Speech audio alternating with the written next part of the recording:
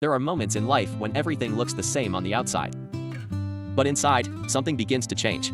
A subtle feeling, like a whisper from the soul, telling you that you are no longer the same person. That what once made sense to you no longer resonates. And then a word emerges that can be scary, but can also open doors. Reinvention. To reinvent yourself doesn't mean denying what you've lived or erasing your history. On the contrary, it's looking back with love, being grateful for everything you were, and from there, making the decision to evolve.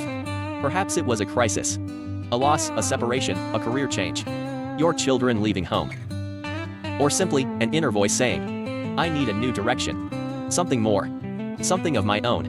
And that voice, though sometimes quiet, doesn't go away. It's your essence calling you, asking you to awaken, to dare to let go of the old, to leave behind the molds, the labels, the expectations of others. Reinvention is an act of quiet courage. It's choosing yourself with all that implies. It's making peace with who you were, and truly opening yourself to who you can become. It doesn't matter your age, your past, or if you feel lost.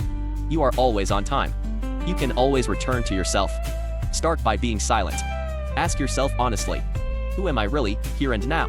What inspires me? What moves me? What weighs me down? At what point did I stop listening to myself? Perhaps it's time to unlearn, to release beliefs, to leave behind personas, to look at yourself in the mirror without filters, and recognize yourself. And then, the steps will come. They don't have to be big.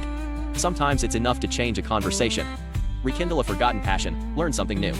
Tell yourself a truth out loud. Because reinvention doesn't happen overnight. It's a process, a journey, a loving reconstruction from the inside out.